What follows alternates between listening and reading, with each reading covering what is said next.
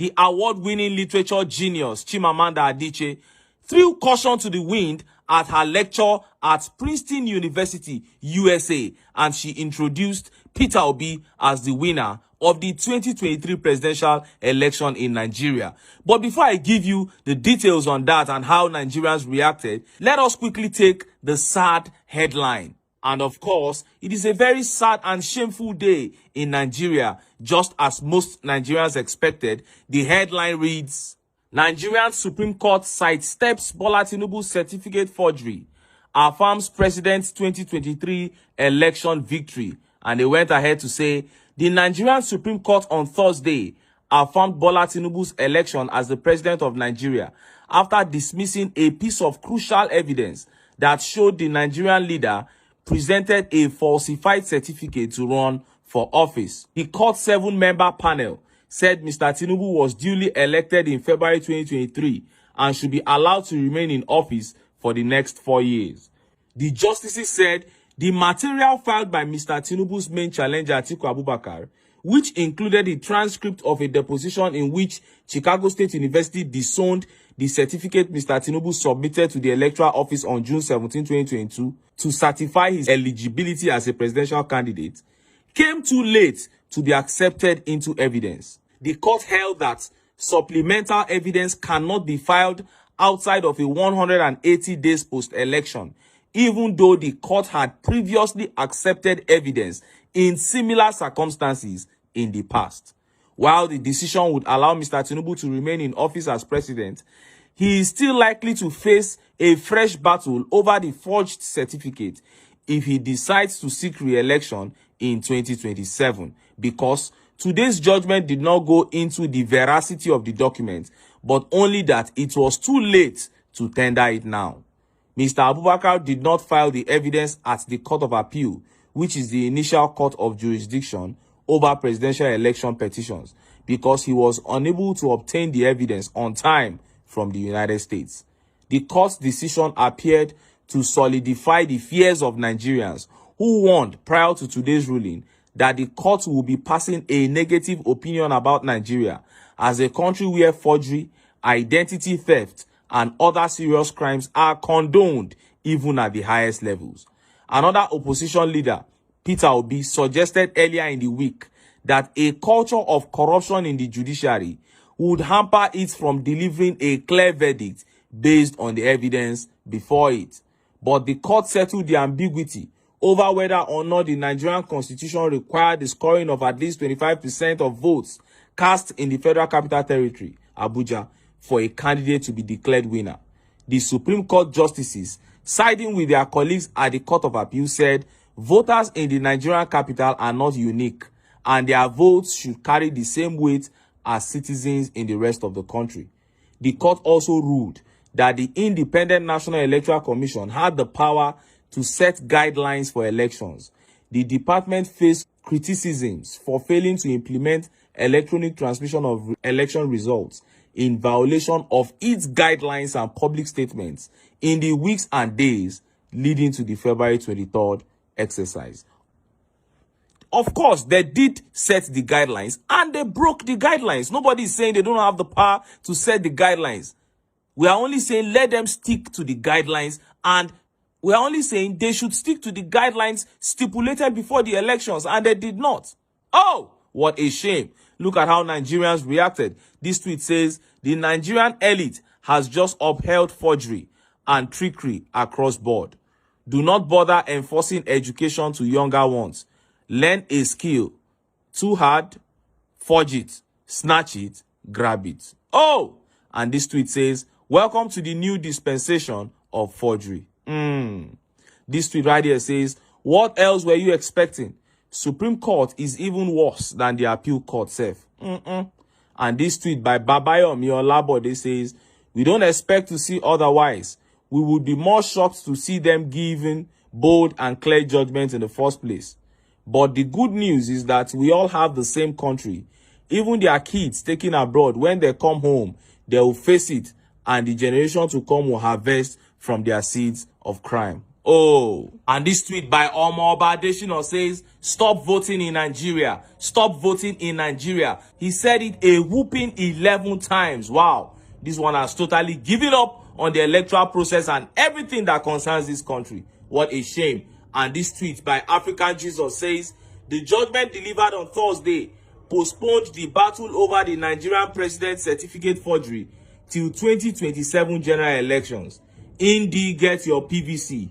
How is the family? This guy is mocking those who kept on saying, get your PVC. Nigeria is now completely seen as a failed state. Oh, and this tweet by Tope Praise says, the youths are jumping into illegal way of making money daily because the state is not in good shape. No good representatives in government. One senator said the reason why they are buying a car worth 150 million is because Nigerian roads are bad. If you don't japa, I'm happy for you. Nigeria is gone. Honestly, the present state of Nigeria is terrible, and it almost certainly looks like leaving this country is the best solution for young people. But can we all leave? This tweet says, wasn't expecting anything positive from Supreme Court. The Nigerian judiciary has no capacity to dispense justice. Dele Farutimi has said this many times. Now let's listen to what Chimamanda Adichie said about His Excellency Peter Obi. Chimamanda insists Peter Obi won 2023 presidential elections in a letter to Joe Biden. She expressed her deep respect for Obi and described him as a beacon of hope, not only for Nigeria, but for the entire African continent. Adichie made these remarks during the inaugural lecture of the African Lecture Series at Princeton University in the United States on Wednesday, October 25, 2023.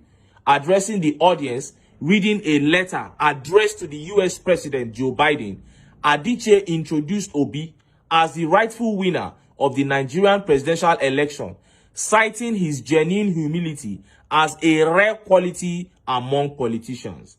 She expressed her deep respect for Obi and described him as a beacon of hope, not only for Nigeria, but for the entire African continent. She revealed that some of her literary works were inspired by the frustration and anger stirred by the political landscape in Nigeria.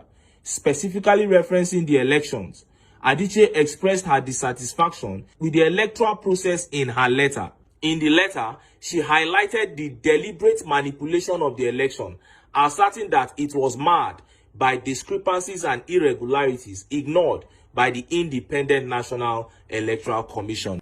Now, many may say this is no longer of any effect, but you need to see the pain these statements of Chimamanda Adichie has caused in the camp of the APC. What Chimamanda has done here is to speak out against the evil with her voice, refusing to endorse that evil with her silence. That endorsement they are looking for, she has denied them of it, and it really hurts them. And look at how Nigerians reacted. Let's take some of the tweet reactions. This tweet says, facts. Those who say TINUBU won the election can't even prove it. And this tweet here says, exceptional and brilliant woman. We know the truth, of course, but unfortunately, some people will foolishly choose darkness over light. And this tweet here says, you can disagree with your keypad. And this tweet by Sweet Avril says, wahala everywhere. She didn't listen to her judges at all. No, she didn't listen. Now, let me close by responding to some people who are online saying that by now they expect Peter Obi to have started a protest, that they are disappointed that Peter Obi has not, championed or led a protest. Now, let me tell you, Peter Obi will never start any protest. And here are some of the reasons why. Number one, that is far from Obi's personality. Simple and short. Obi is not that kind of person. He's not anything that tends towards violence or demonstration. You will not see Peter Obi involved in it. Then number two, Obi is not a desperate politician. His reason for wanting to be president is to fix the problems of the country because he has compassion on Nigerians, especially young Nigerians. So if those affected by those problems the most will not protest, why should Obi?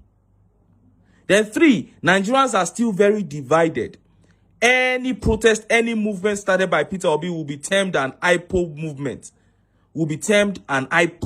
movement. So any protest against APC must start from the southwest or the north. After all, these are the regions where the poverty, the hunger, and the unemployment that APC has brought is affecting the most. After all, these are the regions that are most affected by the hunger, the poverty, the unemployment, the hopelessness, and the squalor that the APC has brought. If Peter Obi or Atiku Abubakar congratulates TINUBU, that will be an endorsement of criminality. What's up, guys? How na day? Well, let me not ask how are you, because I know deep down you are not feeling good ever since the Supreme Court of Nigeria affirmed a criminal as Nigeria's president. Even Bola Tinubu, he himself is not happy that his opposition and other African leaders are yet to congratulate him on his victory, and that is because they know what is happening. They see it all. Nigeria is a country that you see everything going on because we are too big for the media to hide any news. Presidents like Joe Biden will not congratulate him. He won't go close to him because he knows TINUBU is a criminal and certificate forger. And very soon, very soon, a few days from now, the FBI would release his files. Although, according to the gist, it said that the files will be dropped on Monday. Now, my people, that might just be, it might just turn out to be the renewed hope that you and I have been waiting for, since it's going to be batches and department by department. No one wants to be seen near a certificate forger or a drug trafficker because people will tag them as one. They can't congratulate someone that forged even his own life and destiny. A president that cannot be a role model to his children and youth in any example, that's one a president. Instead of bowing out gracefully and peacefully and enjoying a quiet retirement, he and his those desperados around him are pushing him to make an international pariah. The only thing that will happen to TINUBU is that he won't enjoy his presidency. Yes, we know that Nigerians are known to be forgiving people.